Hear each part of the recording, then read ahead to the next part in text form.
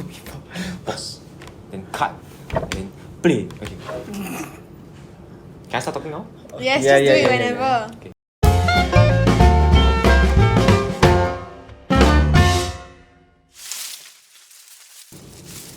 Hi everyone, welcome to the first episode of Under the Ruby Tree. My name is Titus. I'm Kimberly. I'm Gerlene. I'm Cheow Hong. And today we're talking about, is Buddhism only for old people? Okay, so what's everyone's personal experience with Buddhism? I was sent to Sunday classes since young lah. So from 7 years old, I attended Sunday classes all the way to Sec 4. 7 years is P1, right? Yeah, so it was 10 a years, good 10 years of every Sunday attending temple. Similar to Cheow Hong, I was born in a Buddhist family, so I have no choice. I'm still in it, so I have to like go to temples and everything. So like, fun fact, my parents met in a temple, fall in love in a temple. Thus, I will never get out of the temple. Yes, the temple that your grandma go to also. Oh, the Novena one? Yeah, see, go temple, don't know what happened, come out one child, two child, three child. Your parents met there? Yeah lah. So happening, yeah. So after that, like. So maybe we can find our true love here. At the temple, yeah. Thank You you. can find the guy there. All of us, me and my siblings, we all had to go to temples. Like every time my parents have duty or whatever, like to chant or whatever lah. So like I went to Sunday classes, different Sunday classes as well. Like one that I go to every Sunday, I go there coloring book. Damn boring. Then another one I go to is I ask all the questions, the person cannot reply. Then I go home ask my parents ask me shut up. Was it So like a bit no point lah. communication barrier or the person don't know? They don't know what to answer. Like you know, they tell me about the birth of the Buddha. They don't know what they. I don't know how true this is. Like the one that when Buddha came out, then he walked 7 steps. 7 steps. Oh, yeah, then got the yeah. lotus. Lotus flower. So I asked, how come he come out only can walk? Then how come got flower grow? How the flower grow? All this kind of question I asked. Then the person is like, let's move on. Then like I don't understand lah. Then I tell my mama I don't want to go there, that kind of thing. So I don't see any value. Yeah, that was my experience with Buddhism. Yeah. Okay. It's true. Don't laugh. Sister Sada. I was a curious kid. On the other hand, I actually like going to Sunday classes because I had nothing else better to do with my time. Okay. Okay. And I don't know, I just thought it was interesting like hear story, think about life at the age of 7. Think about life at the age of 7. Sounds about right. Where toilet people throw on the wall. Yeah. I asked me why Buddha Scolded got by my flower. mother. So what do y'all think of Buddhism now? Okay, so just now I shared about like my childhood experience with Buddhism, right? My turning point came when like, cause okay, when I was Sec 3, I was still part of the Sunday class lah. Then one day, SBM came over to my temple to publicize for the end of year camp. And then my teacher kindly sponsored like 3 of us to the camp. Huh? Seriously? Yeah, serious. So it was me, Jin Kuan, and Wei Yi, if I remember correctly. What made them choose you? What? Cause As in we they want randomly to Going down pick you, the is wrong it? path. no, pause. Cause we want to go. So like, Yeah. I went for the camp already, right? Then I really liked it lah. Like the way that they are teaching Buddhism, it was fascinating for a kid like me. I can still remember up to today like what they taught at the camp. Enthusiastic. Yeah. How many so years has it been? Since 2011. So that's 9 years. Yeah. And you still remember? Yeah, I still remember if your heart tells you What's the one aspect of Buddhism that you personally like? That personally resonates with you? I have this personal motto that I relate to a lot, which is like you do you, he do he, that kind of thing. I know you all know my motto. So many times. You do you. It's very important in my life because it's like karma. Because like whatever actions that you do will result in a consequence, which is something that is your own choice, but you choose Like, to do just it. be responsible for yeah, it, okay lah. basically lah. So you cannot blame someone else for the action that you do lah. Even though we still do that sometimes. Or like Because whatever I feel- happens is because of something Yeah. outside yourself. So Yeah. just suck it up and own it lah, or see how you can move on from there. Although sometimes we still do the blaming game, but then I just feel like this motto helped me a lot in life, cause like it made me like accept and see other things also, not just like every time shit, this happened. Like it helps me to stop overthinking for a lot of things. I think it's not really like a specific teaching, but I guess it's like objectivity Okay. in a sense. Like I see things as it is. So like if let's say someone is being unreasonable, right? Is it okay? Unreasonable.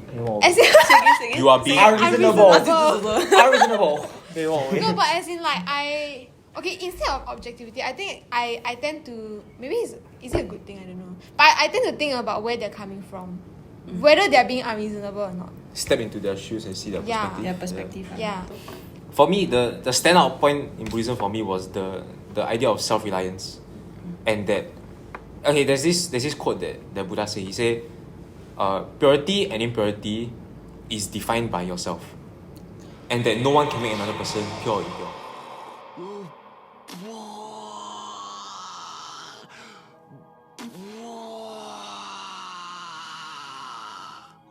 I think phrasing is somewhat wrong, but plus minus there lah. And he talks about how That's pretty deep. Yeah, so any cultivation that you make, any progress you make is on your own effort and your own hard work. And then nobody can tell you. I mean, it's like when you ask a friend for advice, right? Then the They friend can only bring you this far. Yeah. They can only help this much lah. So if I ask a friend, yeah, I have a problem with spending too much money, example. And then my friend gives me a whole lecture about like your needs and your wants, and don't buy everything that you don't need. And then so that's advice itself. But it's up to me to take the advice. That's where the real cultivation comes in, when it's my own action. That's why even though I didn't go to Sunday classes, I still read the Dharma on my own because when I have time lah. Because I find that it works for me lah. What about yours? I think for me is impermanence. Cause I think it's a very, like, it can just happen so much in life. Like maybe I buy a new watch, next day I just like smashed it, I dropped my phone, that kind of thing. It's like, it's causing a lot of unnecessary suffering. Personally for me like when I lose stuff, when I lose a friend, it affects me a lot. So like after I got in touch with Buddhism, right, then I learned about the concept of impermanence. Then nothing is permanent lah. So sometimes when some of these things happen, right, like for example my wallet that got burned.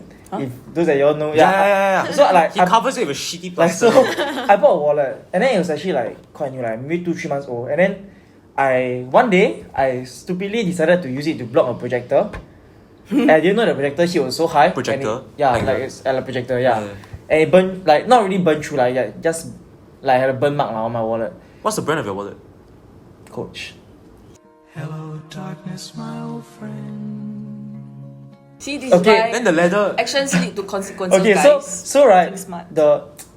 the main gist of what I'm trying to say is that after I learned of this concept, right, I just tell myself, never mind, it's permanent lah. Like one day this wallet is gonna spoil also lah. So just accept it lah, and then move on. Now it doesn't really bother me that much. So it's really Are you sure? impermanence. I mean, it affected me still, but it's like I just tell myself, never mind. Okay, never mind. One day was spoiled also, never mind I can buy a new wallet. Like after this wallet really spoiled, I buy a new wallet. Yeah.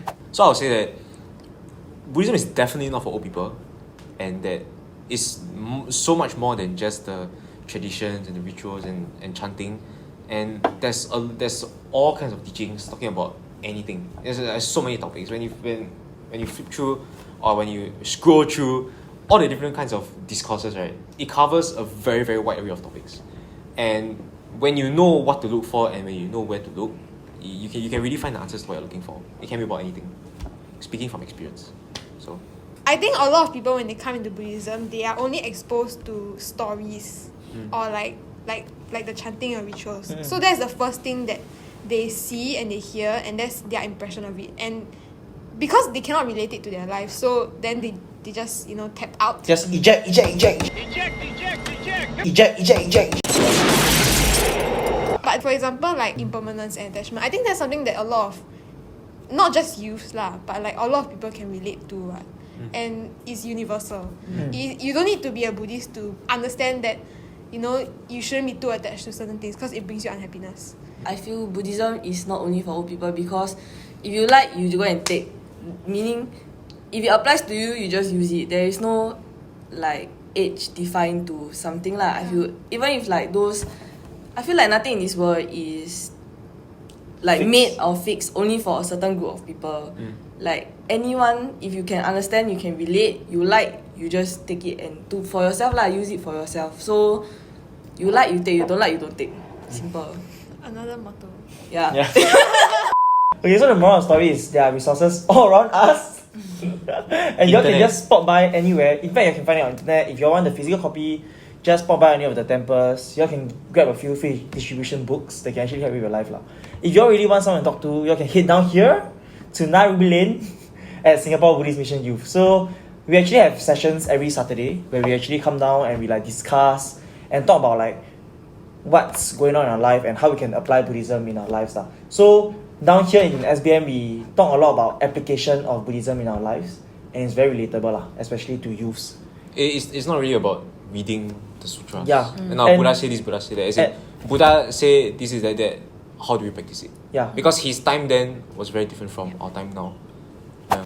So we've come to the end of the video. Thank you for watching. Give us a like and a subscribe. Share this video with anyone who might want to know more about Buddhism or has misconceptions about Buddhism.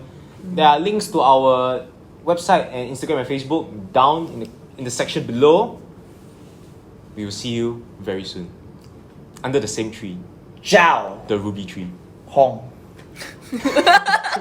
Why?